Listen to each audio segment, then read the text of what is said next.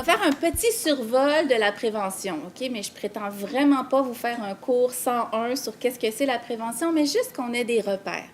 Et vous allez voir que les repères que moi j'ai, c'est des repères de santé publique. Hein? Donc, on est au tout début là, du continuum de prévention. Mais on va essayer de partager des concepts ensemble si vous le voulez bien. Ensuite, évidemment, moi, je travaille depuis 15 ans en santé publique. Je conseille le ministère de la Santé sur ses orientations, ses programmes aussi, qui touchent la promotion et la prévention pour les 0-5 ans. Donc, je vais essayer de vous convaincre de l'importance, si je ne parle pas déjà à des convaincus, parce que souvent, c'est ce qui arrive, c'est qu'on parle à des gens qui sont déjà convaincus de l'importance de cette période-là du développement, mais on va revoir ensemble certains éléments clés, à mon avis. Puis, quelque chose dont on est très fiers de deux politiques récentes qui mettent vraiment un accent sur la petite enfance. Et donc, on va voir aussi assez brièvement ces nouvelles politiques. Donc, 3 séries de concepts. D'abord, la prévention. J'aime les schémas. Vous allez voir, je vais vous en présenter un petit peu plus tard. Il était peurant. Je ne sais pas si vous avez eu le temps de survoler la présentation PowerPoint. Cela, je considère que c'est un schéma simple qui va nous aider à comprendre, à situer la prévention. On est à la diapo numéro 5, de situer qu'est-ce que c'est la promotion et qu'est-ce que c'est la prévention dans un continuum. Puis, vous allez voir, mon encadré met l'accent sur la conférence que je vais donner aujourd'hui. Donc, quand on essaie de définir la prévention dans une perspective de santé publique, nous, on le conçoit comme 2 finalités. On a d'abord notre finalité qui est de produire de la santé. Hein? On essaie, par nos actions de santé publique, de renforcer le potentiel individuel, le potentiel des communautés aussi, à ce qu'il y ait tous les éléments qui peuvent à leur disposition pour produire de la santé. Okay? Donc, on essaie de travailler ce qu'on appelle souvent sur les déterminants de la santé. Hein? Qu'est-ce qui influence notre santé? Puis quand on parle de santé, là, c'est un grand terme qui contient plein de choses. La santé physique, la santé mentale, la santé psychosociale, et même pour les tout-petits, le développement et la notion de bien-être. Donc, en promotion, en prévention, on utilise souvent le terme santé, mais ça englobe autant le fonctionnement psychosocial, les difficultés, les traumatismes, tout. On met ça dans le grand terme santé. Et donc, pour produire de la santé, on s'adresse ici à l'ensemble de la population. Hein? On a une approche populationnelle. Si on veut s'assurer que notre population soit en santé, la totalité de notre population, on doit donc faire 2 finalités. D'abord, produire de la santé. Et ensuite, l'autre finalité, combattre la maladie. Et donc, la logique de promotion et de prévention se situe ici. On commence à s'attarder à la prévention quand on a une exposition à un certain niveau de risque. Hein? Donc,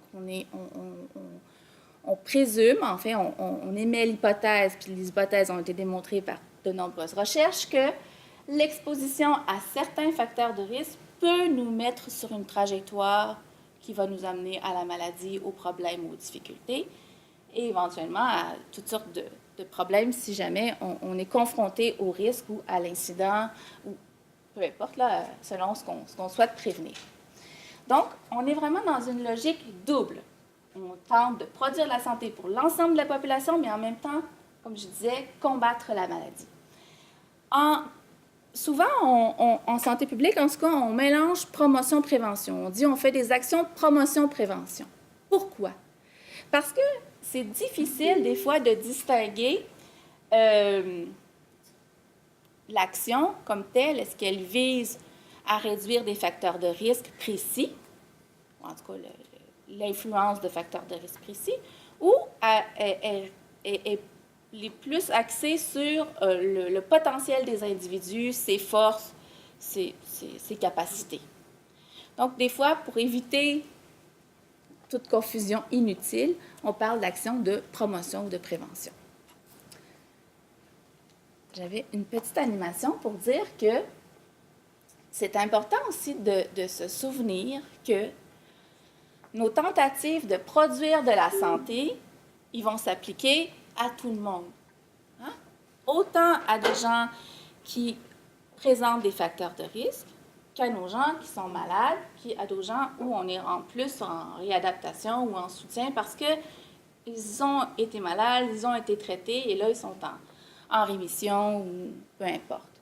Donc, quand on travaille avec des enfants, des familles, tout ça, on peut cibler une intervention sur un facteur de risque précis, mais il ne faut pas perdre de vue aussi qu'on essaie de leur donner tout ce qu'il faut, autant au niveau individuel qu'au niveau de leur collectivité, pour qu'ils puissent éventuellement produire de la santé. On veut voir la personne dans sa globalité, on veut toujours travailler selon les deux finalités, les deux logiques.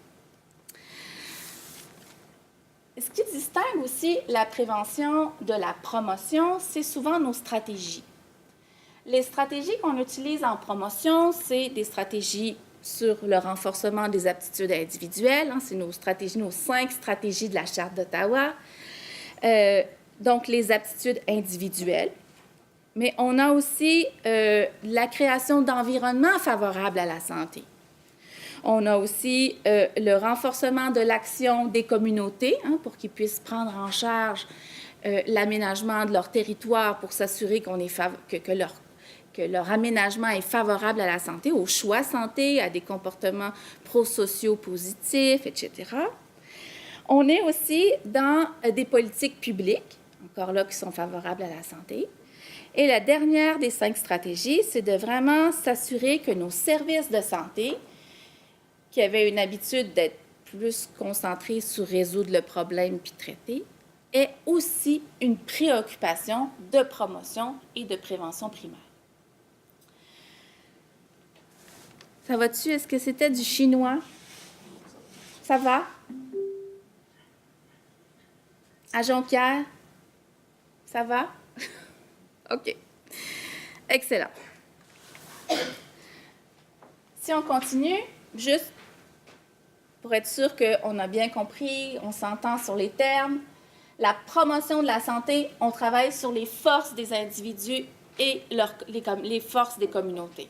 On n'est pas dans une perspective de risque, comme on l'est dans la prévention. On essaie d'influencer positivement les déterminants de la santé. Qu'est-ce qui influence la santé? Qu'est-ce qui fait qu'une communauté ou une collectivité ou une population est en santé? Si je vous le demande, qu'est-ce qui fait qu'une population est en santé? Vous me répondriez quoi?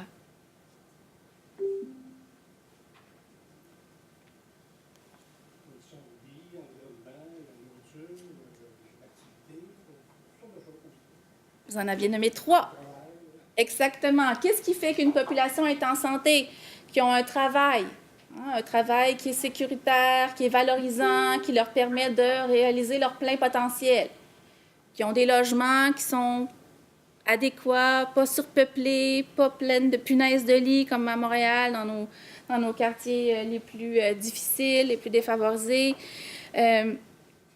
Qu'on ait des transports, des moyens de transport pour se rendre vers les services de santé. Bien sûr, l'accès à des soins de santé fait partie d'un déterminant populationnel de la santé. Mais ce n'est pas le seul. Il y a beaucoup d'autres secteurs, beaucoup d'autres éléments qui y contribuent. Puis on essaie que ces éléments-là soient le plus forts possible pour que les individus, les groupes et les communautés puissent avoir une emprise sur leur santé. On s'assure que, par exemple, dans les quartiers défavorisés, ça soit facile d'avoir accès à de la nourriture saine, pas juste aux dépanneurs. Ça, c'est de la promotion de la santé. À l'inverse, la prévention, on essaie d'agir le plus précocement possible en présence de facteurs de risque. Et traditionnellement, la prévention est plutôt individuelle. Ça ne veut pas dire qu'elle ne peut pas être plus communautaire, mais c'est plus souvent des actions individuelles pour la prévention. Je vous donne un exemple. C'est rare que je parle à des gens qui sont en 2e et 3e ligne. C'est très, très rare. Alors, je suis très, très, très contente de vous parler. mais je voulais être sûre qu'on se comprenne. Fait que là, j'ai pris un exemple de violence, de prévention de la violence. OK? Disons un exemple de prévention de la violence chez les 0-5 ans. Donc, on peut promouvoir une saine discipline. Donc, on peut faire des campagnes médias. Naître et Grandir fait beaucoup de campagnes médiatiques, populationnelles, pour informer de l'importance de la petite enfance puis des pratiques parentales positives. Là, on est en promotion. On peut aussi offrir des ateliers de pratiques parentales, comme par exemple le programme de Triple P, qui vise à donner des ateliers pour les parents, universels. Tout le monde est bienvenu. Mais on a comme objectif ici de prévenir les comportements coercitifs ou les pratiques coercitives chez les. On travaille dans une perspective de prévenir un comportement ou un facteur de risque qui est les pratiques coercitives. On peut aussi cibler certains sous-groupes de population. Il n'y a toujours pas de problème, là. Mais on est en prévention dans des populations qui seraient jugées plus à risque. Traditionnellement, on cible les familles qui sont confrontées à de la vulnérabilité sociale ou économique importante. On est toujours en prévention primaire. Il peut y avoir un incident de violence envers les enfants, pardon, témoins de violence conjugale, pour le but de l'exercice. On peut, après, en prévention qu'on appelle plus secondaire, travailler maintenant à la prévention, mais de la récurrence. On offre aux parents, puis là, c'est vous qui pourriez m'expliquer plus comment ça marche, rendu traverser la ligne de prévention secondaire puis tertiaire, mais on peut faire des ateliers pour les parents pour éviter qu'il y ait un autre incident de violence. Donc, on est vraiment là sur le travail individuel. On pourrait aussi travailler sur les séquelles, offrir des ateliers aux enfants pour les enfants exposés à la violence conjugale pour éviter qu'ils reproduisent certains patterns qu'ils auraient appris dans leur jeune âge. Puis, on travaillait sur les conséquences à long terme. Là, on est plus dans la prévention tertiaire. Donc, si je vous montre nos modèles, plus, comme je vous ai dit tantôt, plus on est vers l'intervention secondaire, tertiaire, après la maladie, un incident, un traumatisme, plus on est souvent axé vers une intervention individuelle. Mais, croyez-moi, quand je vous le dis, on essaie vraiment en santé publique de travailler à ce que les environnements, la prévention aussi, évite qu'on arrive à des incidents comme celui-là. On travaille très fort pour que vous ayez une charge moins grande.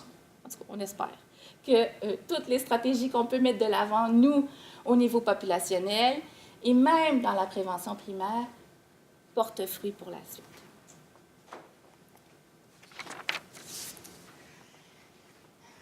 En santé publique, puis même dans la nouvelle politique gouvernementale de prévention dont je vais vous parler un petit peu plus tard tantôt, on utilise un espèce de cadre qui s'appelle le cadre de la santé et ses déterminants pour montrer que, oui, il faut travailler sur les compétences personnelles et sociales des enfants, des familles, des parents, mais que pour générer de la santé, pour produire de la santé, ce n'est pas juste une action ici qui est nécessaire. C'est une action à tous les niveaux.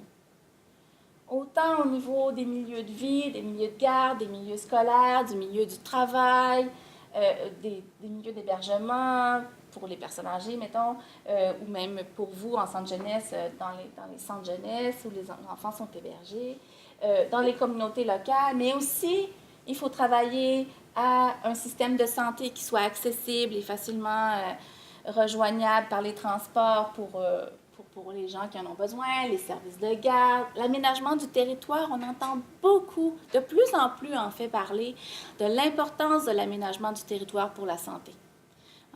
C'est des enjeux là, dont on a entendu parler là, dans la campagne pour la chef à la mairie à Montréal, mais comme partout ailleurs aussi.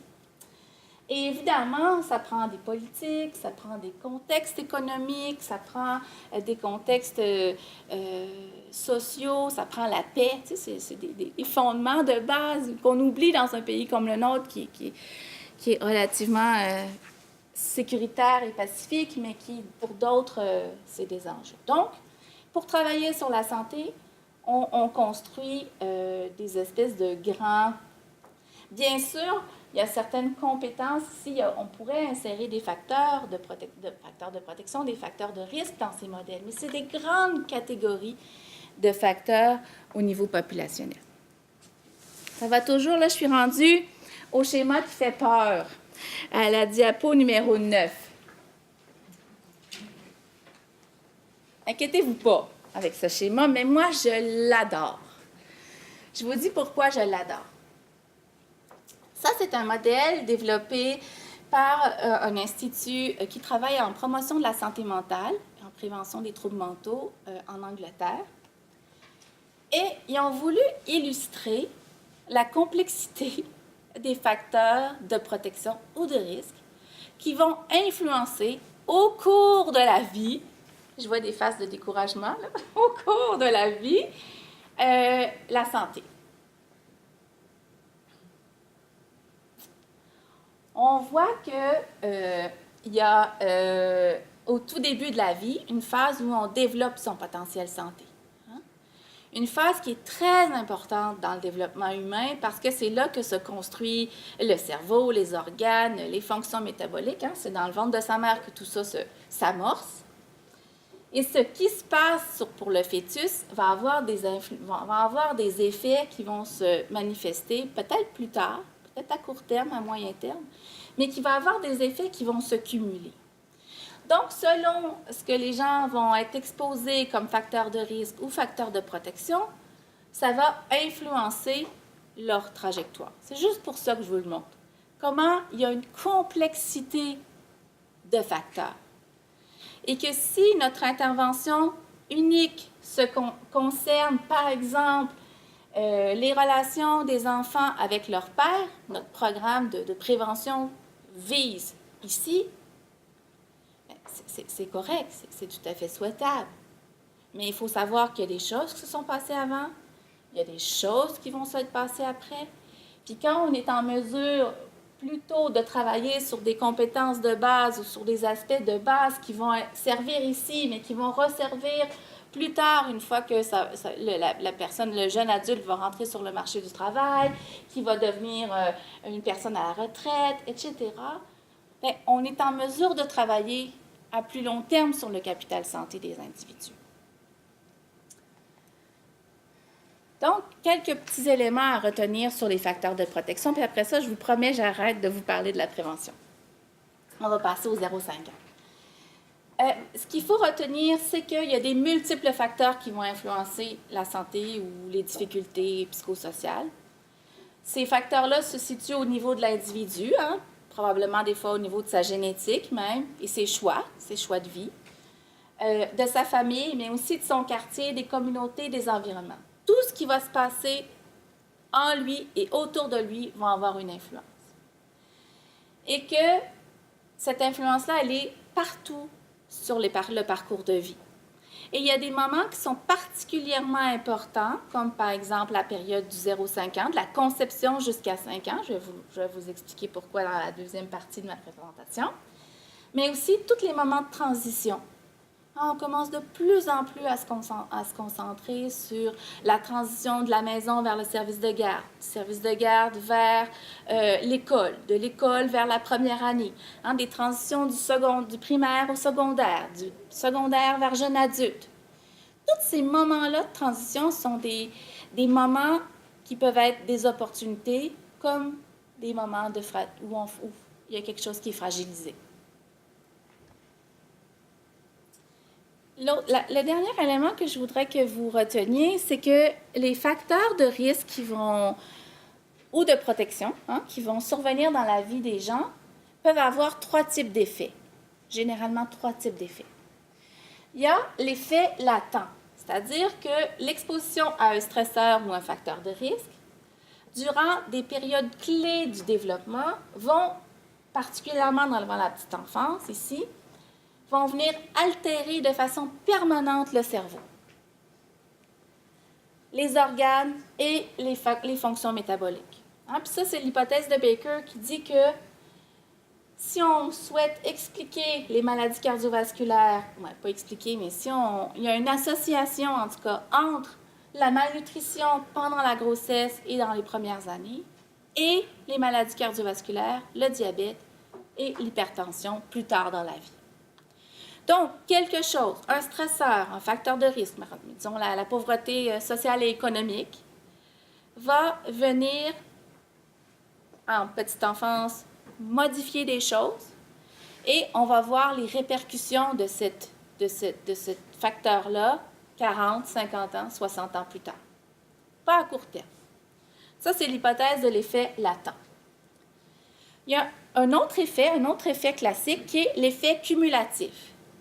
C'est que là, chaque exposition à un facteur de risque supplémentaire ou à un événement difficile, un stresseur, va venir s'accumuler. Donc, c'est l'effet de dose-réponse. Hein? On accumule des difficultés à court terme comme à long terme, on voit cet effet-là cumulatif dans le temps. Ou le dernier effet, c'est l'effet de trajectoire. C'est que l'environnement dans lequel se trouve un enfant à une période X de sa vie va augmenter les probabilités qu'il se trouve dans un événement Y plus tard, qui, lui, va augmenter les probabilités qu'il se retrouve dans un autre événement.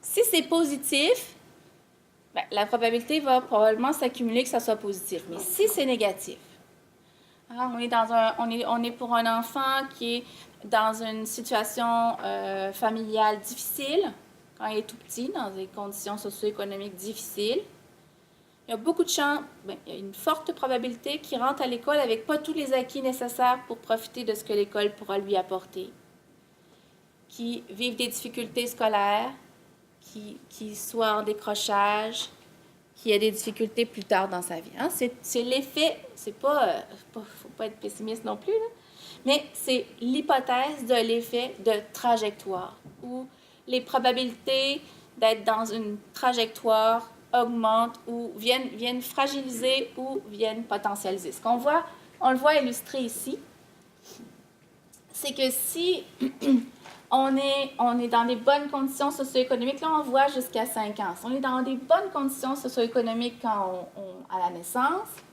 et qu'il nous arrive pas trop grand-chose, ou en tout cas on rentre à l'école, on a des parents qui nous ont soutenus dans notre littératie quand on était tout petit. Nos parents nous ont lu des histoires quand on était enfant. Nos parents avaient une discipline appropriée, adéquate, positive. On a fréquenté un milieu de garde de qualité. Il y a bien des chances qu'on soit dans une trajectoire de santé. Bien-être, au sens large. On peut aussi être dans une trajectoire de risque ou dans une trajectoire de moins bonne santé parce qu'on aura eu un cumul d'événements ou de situations stressantes. C'est sûr que c'est jamais tout rose ou tout noir. Hein? Il y a des choses qui vont faire que ça va osciller. Des fois, on va avoir des facteurs de protection. Des fois, on va plutôt être dans un facteur de risque. Et c'est ce qui va nous amener plus tard, à la fin de notre vie, soit avec un ratio de maladie ou moins de risque d'avoir des problèmes plus tard. Donc, je vous ai raconté tout ça dans le but de vous montrer que il faut à la fois essayer de donner des conditions aux individus pour qu'ils puissent avoir une maîtrise sur leur santé, donc qu'il y ait toutes les compétences nécessaires pour faire des choix santé, maîtriser leur santé, mais aussi qu'on crée des environnements positifs, soutenants pour leur santé, mais que si jamais on travaille en prévention sur des problèmes particuliers, bien, on comprenne que ça s'inscrit dans un modèle complexe de facteurs, puis d'être vigilant qu'on souhaite, oui, leur prévenir tel problème où on agit en prévention sur la récurrence, la récidive, les séquelles, mais que cette action-là, elle est nécessaire mais qu'il faut aussi essayer de travailler sur l'ensemble de la santé, l'ensemble de la personne, l'ensemble de ce qui va faire que plus tard, il va avoir les atouts nécessaires pour maîtriser et agir sur sa santé. Ça va? On clôturerait l'espèce de petit synthèse rapide de la prévention. On serait rendu à pourquoi la période de 0-5 ans est si importante. J'aimerais ça que vous me leviez la main pour me dire si vous êtes d'accord avec cette affirmation que la période de la conception à 5 ans est la période la plus importante pour assurer les bases nécessaires à une santé optimale au cours de la vie. Qui est d'accord avec cette affirmation? Bon, j'en aurais pas trop à convaincre alors. On va revoir ensemble quelques petits principes de base, OK? Pourquoi on dit ça? Ça vient d'où, ça? Puis c'est vraiment une petite introduction, d'accord?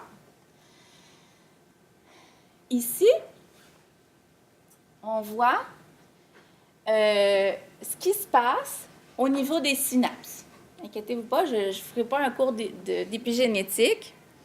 C'est hyper compliqué, mais je trouve que des images, souvent, ça illustre suffisamment les concepts pour comprendre que la croissance du cerveau, l'effervescence du cerveau de la grossesse est très importante. Hein? Vers le 5e, 6e mois de la grossesse, le cerveau commence déjà à prendre forme, à se développer, à foisonner.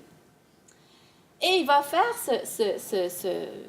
cette activité-là cérébrale de production des neurones puis des connexions va se dérouler encore pendant plusieurs années.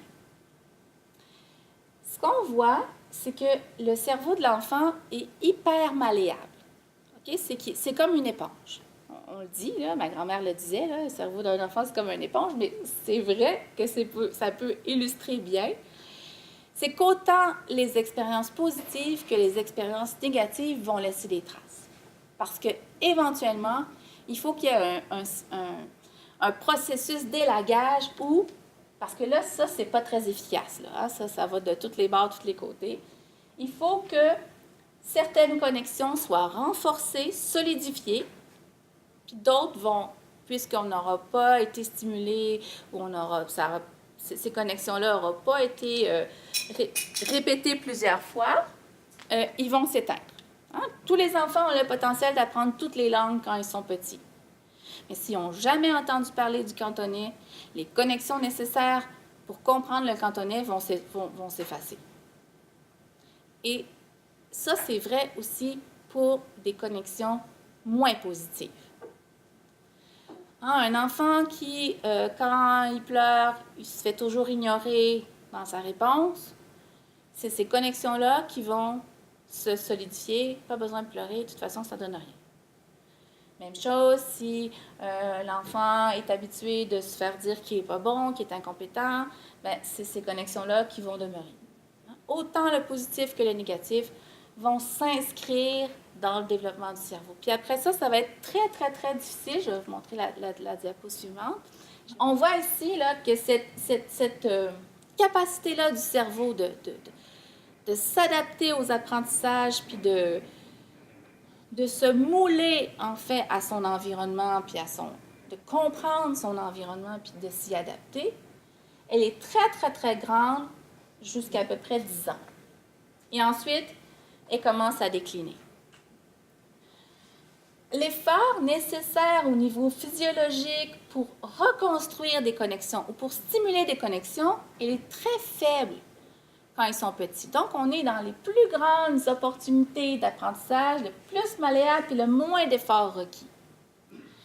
Si on veut apprendre l'espagnol à 50 ans, c'est possible. On va pouvoir l'apprendre.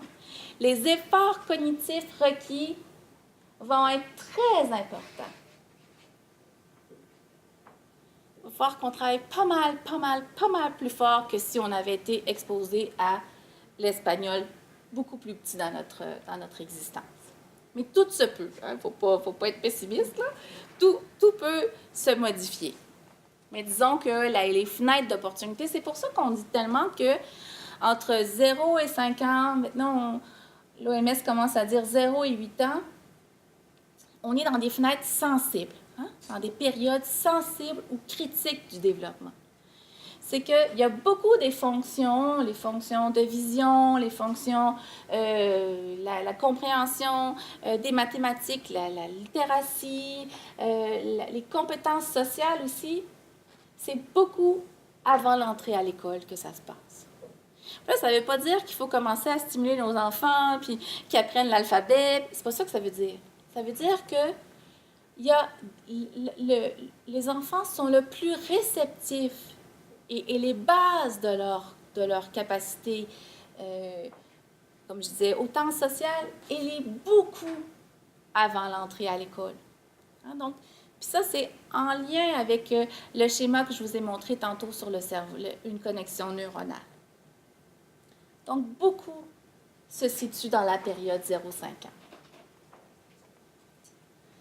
Ici, ce qu'on voit, si je voulais vous illustrer, c'est un exemple d'une connexion cérébrale quand les enfants sont soumis à des stress toxiques. Un stress qui est ingérable, sans l'aide extérieure. L'enfant qui vit, par exemple, dans une situation de vulnérabilité économique ou sociale, dans la pauvreté. Un enfant qui est élevé dans un climat de violence, une violence familiale. Un enfant qui est exposé à des parents qui consomment de l'alcool, de la drogue de façon excessive. À la dépression maternelle. Je dis tout le temps, c'est parce qu'on n'a pas encore d'études beaucoup sur le père, mais on peut penser que c'est la même affaire. La dépression, donc un manque de réceptivité aux besoins de l'enfant. On est dans des situations qu'on appelle des situations de stress toxique, où on altère même l'activité neuronale. Et c'est beaucoup moins présent, beaucoup moins efficace. L'enfant est en train de gérer le stress, puis ça l'empêche de faire toute autre chose. Pas toute autre chose, mais au niveau cérébral.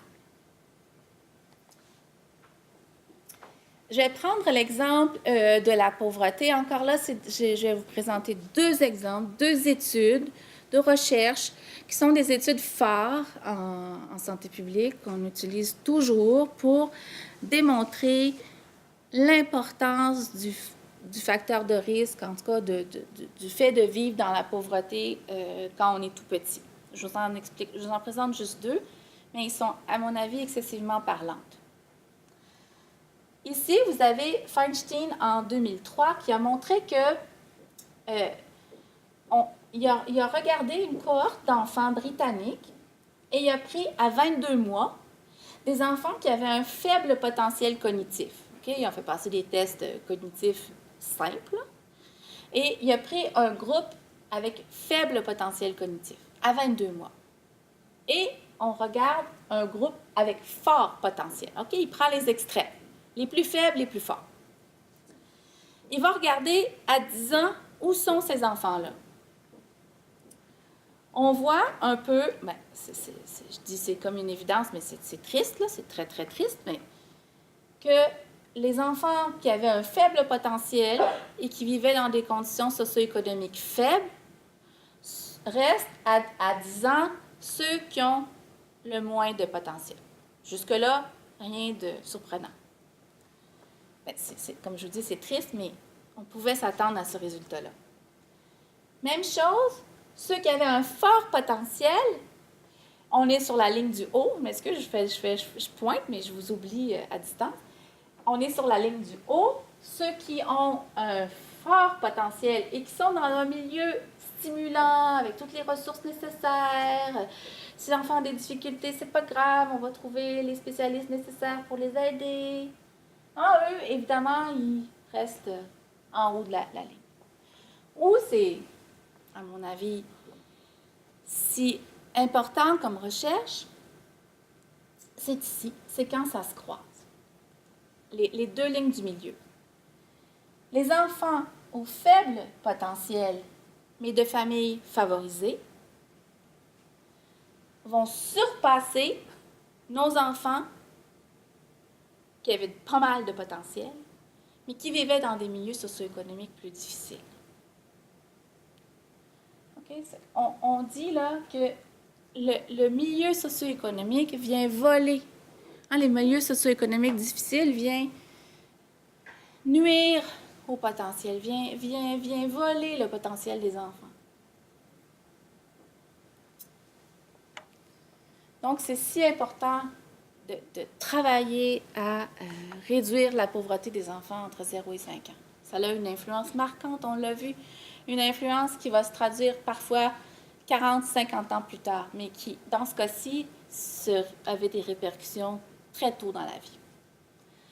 Une autre étude d'envergure aussi, c'est celle de Poulton, qui a montré que les enfants qui avaient grandi dans des milieux socio-économiques faibles avaient une moins bonne santé physique et une moins bonne santé dentaire à 26 ans.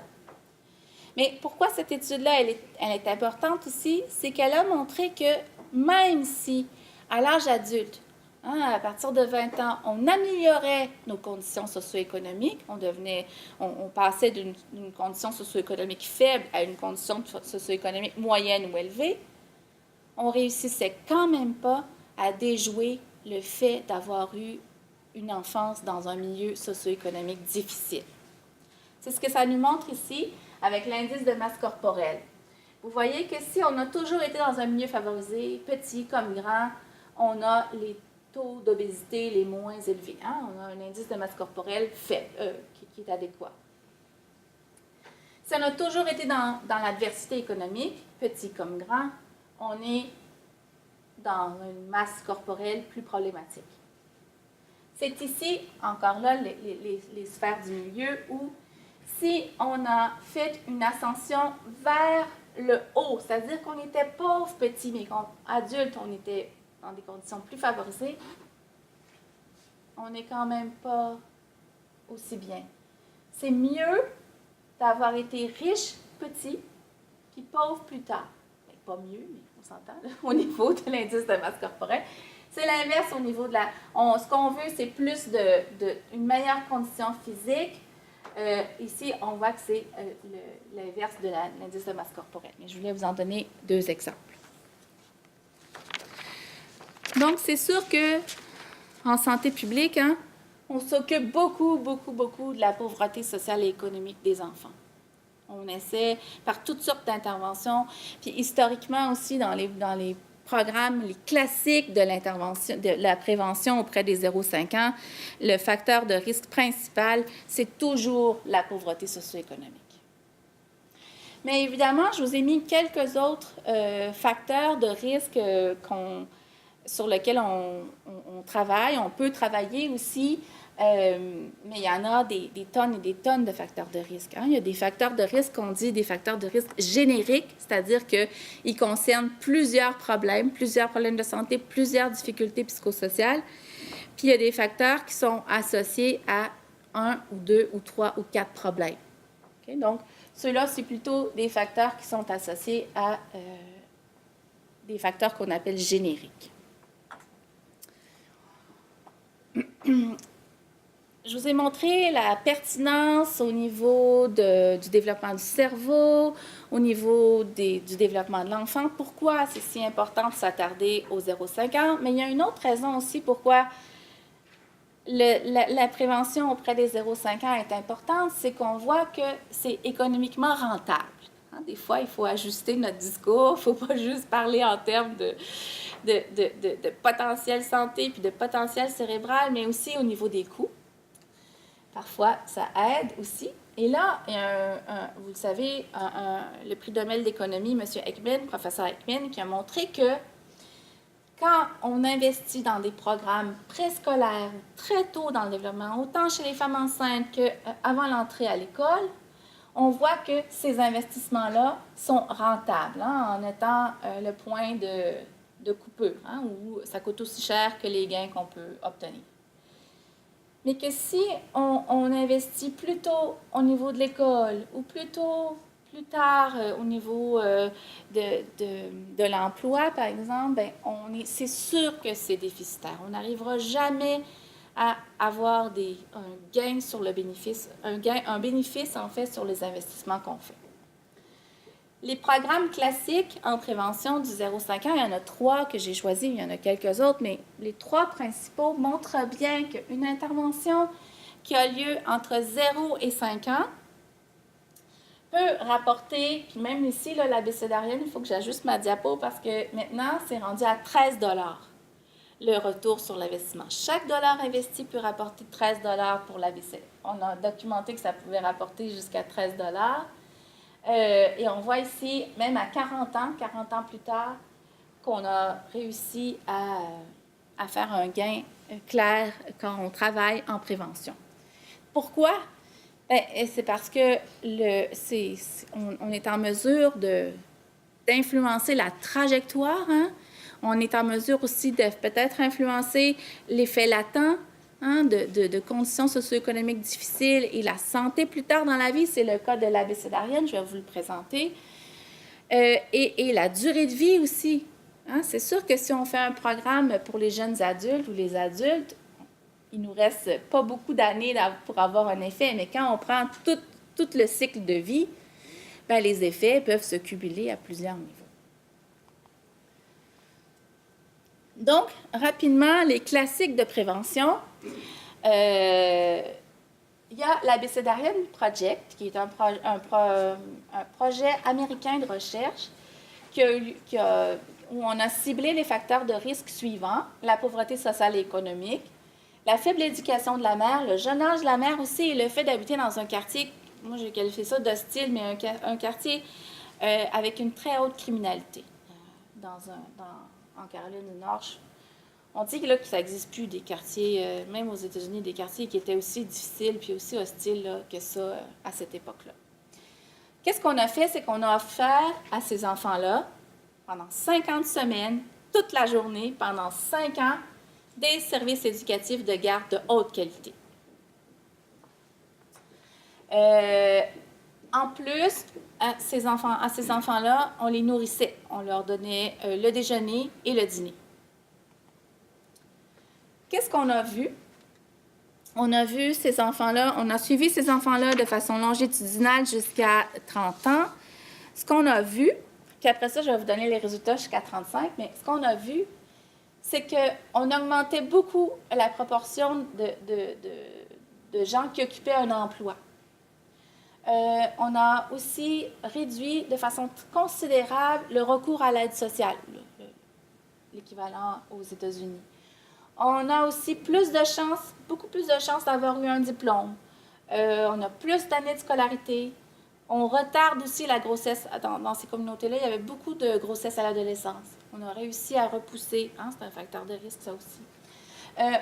Et là, c'est ça, je n'ai pas eu le temps de les ajouter, mais il y a même une étude maintenant qui les a suivis 35 ans plus tard. Donc, ces familles-là, les enfants de ces familles-là ont maintenant 40 ans. Et on a montré que les participants avaient moins de risques d'avoir de maladies cardiovasculaires, avaient moins de risques d'avoir des maladies métaboliques comme le diabète ou l'hypertension dans les prochains 10 ans. Fait qu'une activité, vous voyez là, une activité qui s'est passée il y a 35 ans, parce que là, ils ont 40 ans, il y a 35 ans passés, où on les a mis dans un environnement stimulant, on les a nourris, a fait que leur risque pour plusieurs aspects de santé, autant leur fonctionnement psychosocial que leur adaptation à la société, que le taux de criminalité, etc., que leur santé physique, a encore des traces. Oui.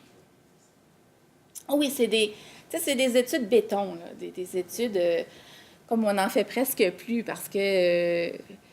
Puis aussi, quand je vais, mettons, en commission parlementaire où je dois défendre un mémoire, on dit que c'est spectaculaire, là, les effets d'un programme comme ça. Mais il y avait des ratios, il y avait un ratio de 1 pour 3 versus 1 pour 6, un petit peu plus vieux. C'est des ratios qu'on n'a pas, là, qu'on ne peut pas reproduire encore au Québec.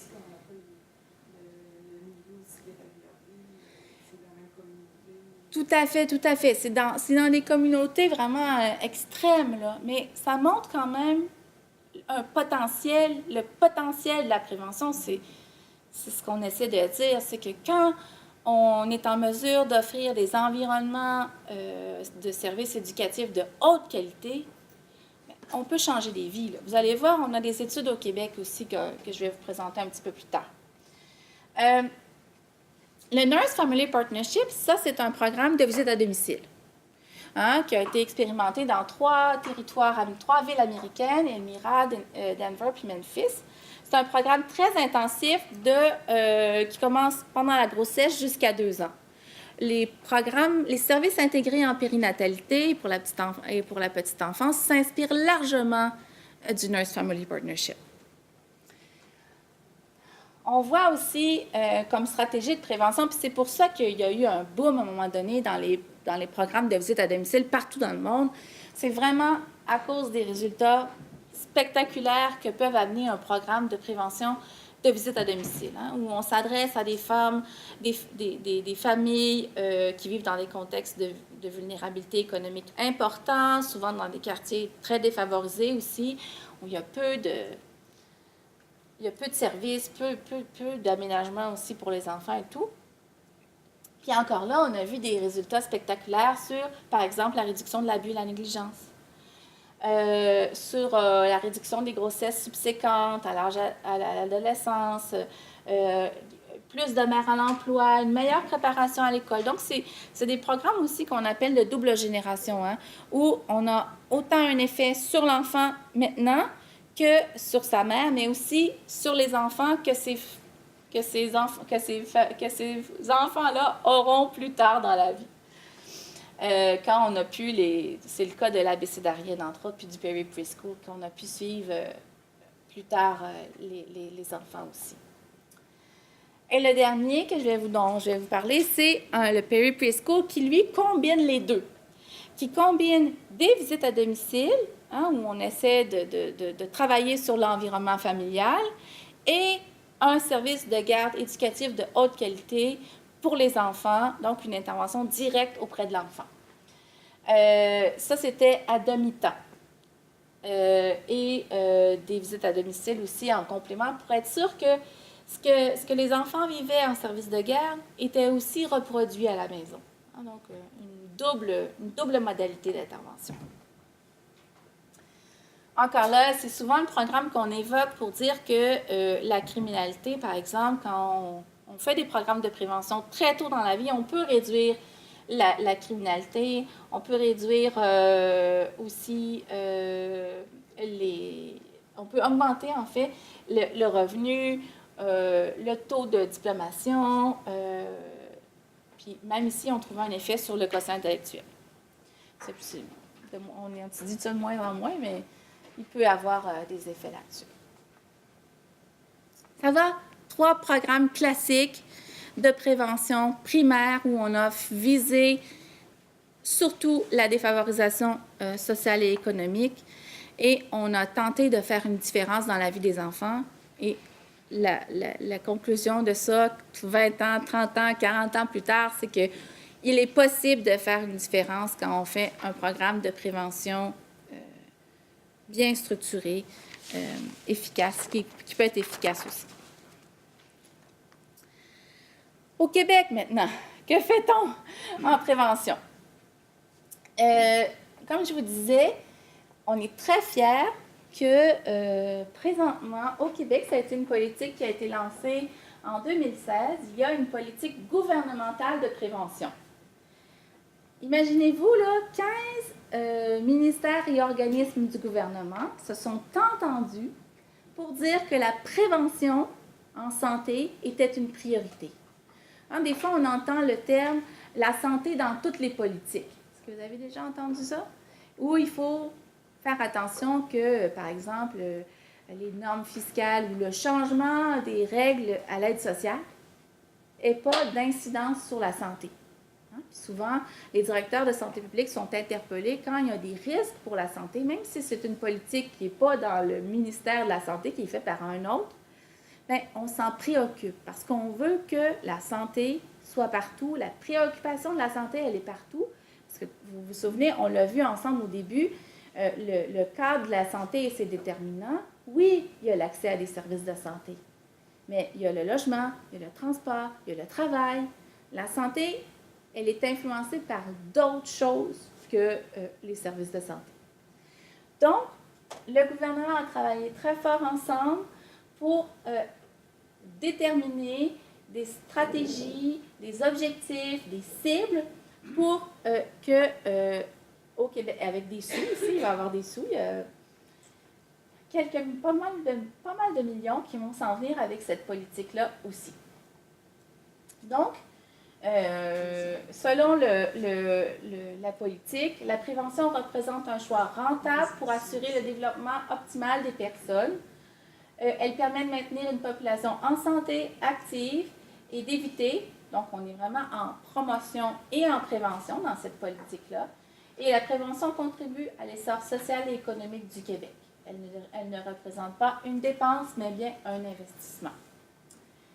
Il y a dans cette politique que je vous invite à lire, fortement, il y a un petit tableau synthèse là, qui tient sur une page. Il y a 28 mesures dans cette politique-là, 9 cibles, et 3 mesures touchent spécifiquement les enfants. Donc, première mesure, favoriser l'accès à des services éducatifs de garde pour les familles défavorisées. Je vais vous l'expliquer tantôt pourquoi. Pour cette population-là, c'est particulièrement important, mais on l'a vu avec la vie césarienne, on l'a vu avec le péripiscours. Les gains possibles sont importants. Soutenir aussi la qualité des services de garde, parce qu'on sait que c'est un peu variable au Québec. Et évidemment, pour le facteur de risque et les pratiques parentales coercitives et l'effet que ça peut avoir sur les enfants à court, moyen et long terme, on souhaite offrir des programmes de soutien aux pratiques parentales qui sont adaptés aux besoins puis à l'ensemble de la population, à différents groupes de population. Le gouvernement s'est doté d'une cible très ambitieuse. Je vais vous l'expliquer, cette cible-là. C'est de, d'ici 2025, d'augmenter à 80% la proportion d'enfants qui commencent l'école sans vulnérabilité dans leur développement. On a maintenant au Québec, depuis 2012, une enquête de type recensement qui évalue tous les enfants à l'entrée à la maternelle, en février à peu près. Puis ça va être une étude qui va être reproduite aux 5 ans. Et cette étude-là nous fait un portrait au niveau de la population. Ce n'est pas un outil diagnostique, c'est vraiment un outil populationnel qui nous dit comment se portent nos enfants au moment de débuter l'école. Rempli par le professeur. Ce que ça nous a dit, c'est qu'on avait du travail à faire. Parce qu'il y avait un enfant sur 4 qui est vulnérable dans au moins un des 5 domaines étudiés. Ça veut dire que cet enfant-là, quand on répartit tous les enfants du Québec sur une courbe, il est dans le 10% inférieur. Okay? Pour être vulnérable là, dans, mettons, la sphère du langage, il faut être dans le 10%. Là, quand on regarde tous nos enfants qui ont une des sphères qui sont dans le 10% le plus faible, ils sont ici. Donc, on est à un enfant sur 4 qui se situe. Puis, on sait que ces enfants qui se situent dans ce petit pourcentage-là le plus faible, c'est des enfants qui vont avoir des difficultés. La moitié vont avoir encore des difficultés en 4e année. Puis, si on a des difficultés en 4e année, pas mal de chances qu'il y en ait aussi à 22 ans, des difficultés au niveau scolaire et académique. Mais il y a d'énormes différences. Il y a des différences dans les milieux de vie aussi. Quand on regarde les milieux de vie d'où proviennent les enfants, on voit que dans les milieux favorisés, la proportion n'est plus de 26, mais de 21%. Donc, on a moins d'enfants. On en a quand même. On en a. Il y en a dans tous les groupes sociaux des enfants vulnérables. Mais chez les favorisés, il y en a 1 sur 5, et dans les milieux défavorisés, c'est plutôt 1 sur 3.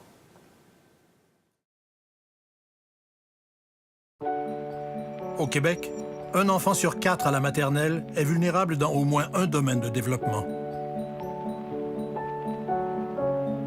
Cette proportion atteint un enfant sur 3 en milieu défavorisé. À titre d'exemple, à l'âge de 3 ans, les enfants de familles défavorisées connaissent en moyenne 600 mots de moins que ceux provenant de familles favorisées. Cet écart n'est pas sans conséquence. Les enfants plus vulnérables sont à risque de rencontrer des difficultés dès leur entrée à l'école. Ces difficultés peuvent influencer tout leur parcours, et ce, jusqu'à l'âge adulte. Heureusement, il est possible de changer les choses.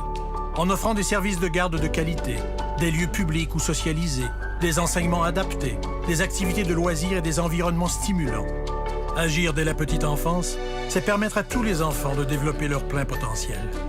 Ensemble, faisons grandir le Québec. Pour en savoir plus, consultez toutpetit.org.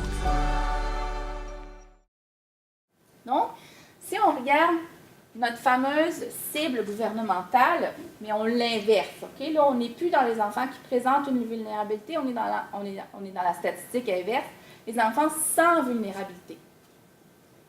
OK? On a notre 26 % de vulnérables qui se traduit par 74 % de non vulnérables. OK? Mais dans nos milieux défavorisés, on en a juste 69 qui sont non vulnérables, qui ont aucune vulnérabilité, versus 79. D'accroître, de rehausser. En fait, ici, ce qu'on essaie de faire, c'est rehausser la santé ou le développement de toute notre population. Il va falloir travailler pas mal plus fort dans nos milieux défavorisés. Hein, pour s'assurer que eux, l'écart, là, elle est quand même énorme pour eux à atteindre cette fameuse cible-là gouvernementale. La politique de la réussite éducative, hein, c'est nouveau aussi que la politique de la réussite éducative, ou en tout cas que le plan du ministère de l'Éducation inclut la petite enfance dans ses projections. On a maintenant reconnu l'importance de cette phase-là du développement pour la réussite éducative. Et elle aussi reprend la même cible de la politique du 80 %. Et comment on pense l'obtenir, ou en tout cas, y arriver? Encore là aussi, c'est par la qualité et l'accessibilité des services de garde. Pourquoi on insiste tant sur les services de garde? Bon, mais on l'a vu par deux programmes de prévention exemplaires que je vous ai montrés, la BCDarienne et le Péri-Preschool, que ça constitue un environnement d'importance pour l'enfant et que cet environnement permet aussi de contribuer au développement optimal des enfants. La littérature, elle est sans équivoque, particulièrement pour les enfants défavorisés.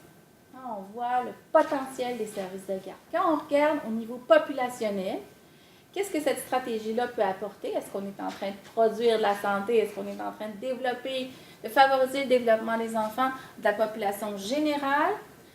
On peut dire que, on a beaucoup moins d'études qui nous le démontrent, mais on peut dire que oui, mais de faible ampleur. Les enfants des milieux favorisés qui vont en CPE, ils vont avoir des gains au niveau cognitif, au niveau social, au niveau du langage. Mais ça ne sera jamais des gains aussi spectaculaires que les enfants qui vivent dans des conditions d'adversité sociale ou économique dans leur milieu familial. Mais il y a quand même des gains. Fait que le service éducatif de garde de qualité est une stratégie de promotion et de prévention, particulièrement pour les enfants des milieux défavorisés. Et il y a plusieurs études qui montrent les effets bénéfiques, puis comme je vous disais tantôt avec les études exemplaires, des études qui vont durer plus tard. Qu'est-ce qu'on constate? C'est que les enfants des milieux défavorisés qui vont fréquenter un service de garde éducatif de façon assez soutenue, là, au moins 35 heures par semaine, vont avoir des meilleurs résultats en lecture, en écriture et en mathématiques que les enfants qui vont y participer peu. Les enfants qui vont fréquenter particulièrement un centre de la petite enfance, où la qualité du milieu est les plus élevée, selon les enquêtes menées par l'Institut de la statistique du Québec, vont avoir aussi des meilleurs résultats. Mais ce qui est important de retenir, c'est que le fait de fréquenter tôt dans la vie, donc autour de 5 mois à peu près, un centre de la petite enfance, peut venir éliminer les écarts dans la performance au niveau des mathématiques, de la lecture et de l'écriture entre les familles favorisées et les familles défavorisées, de classe moyenne. Donc, c'est pour ça qu'on dit que les services de garde peuvent vraiment réduire les inégalités sociales de santé. Hein, parce qu'on est capable d'avoir une influence ou de rattraper l'écart entre les groupes sociaux. Notre enquête sur les enfants à la maternelle a montré que pour ceux qui sont vulnérables, là, les enfants qui ont fréquenté un service de garde et une maternelle 4 ans sont en proportion vulnérable à 23 %. On se souvient que la moyenne du Québec, c'est 26 %. Ceux qui ont fréquenté ni un ni l'autre sont plus à risque d'être vulnérables. On est à 40 %, 44 %. Ni fréquenter un service de garde, ni une maternelle 4 ans. On voit aussi, par des enquêtes, qu'on a mené une enquête complémentaire à Montréal qui s'appelle l'EMEP, qui a pris un échantillon de l'enquête sur la vulnérabilité des enfants à la maternelle et a posé la question à leurs parents, ça a été quoi leur profil de fréquentation des services de garde? Sont-ils allés dans un service de garde en milieu familial? Sont-ils allés dans un service de garde privé? Sont-ils allés en CPE? Pour essayer d'éviter le biais là, où c'est l'enseignant qui répond au questionnaire. Et on a vu que les enfants qui ont fréquenté un CPE étaient 3,3 fois moins susceptibles d'être vulnérables dans au moins un domaine de développement. Fait que la fréquentation d'un CPE pour les enfants défavorisés est vraiment une stratégie protectrice, un facteur de protection important pour eux. Finalement, je voulais vous parler d'une autre initiative qui est un peu une initiative où on s'assure que les holos, peut-être que vous le connaissez, qui est une stratégie où on remet un œuf, un verre de lait, une orange et des multivitamines par jour aux femmes enceintes pendant toute leur durée de la grossesse, pour s'assurer qu'on diminue le faible poids, le risque de faible poids, qui est un facteur de risque important d'avoir un faible poids, mais aussi la pauvreté sociale et économique est un facteur de risque au faible poids. On a vu que, dans une étude récente, là, que ça pouvait être, bon, c'est des effets quand même modestes, mais ça pouvait être un effet significatif où on augmente le poids du bébé de 70 grammes avec une intervention assez simple, somme toute, d'offrir un minimum. On est dans l'hypothèse de Baker ici. Si la femme enceinte avait une nutrition moins optimale, bien, on est dans une chaîne de probabilité. On essaie, par cette intervention-là, de briser la fameuse chaîne de probabilité. Donc, en conclusion, c'est important que dans nos stratégies, dans ce qu'on essaie de faire, même si c'est au niveau individuel avec des familles, vous ayez toujours la préoccupation de deux finalités. On essaie autant de renforcer leur potentiel, le potentiel de leur communauté aussi, pour qu'ils produisent la santé, pour qu'ils aient tous leurs acquis nécessaires pour produire, mais en même temps, on veut prévenir en s'attaquant à des facteurs de risque. Que la période de 0-5 ans est une période charnière pour plein d'aspects, mais particulièrement pour la santé, et que les efforts de prévention sont utiles, efficaces et rentables, et que le gouvernement en entier va travailler à ce qu'on fasse de la prévention de façon plus solide, efficace, musclée auprès de nos 0-5 ans jusqu'en 2025, avec mon aide, mais aussi la vôtre, j'espère. Voilà.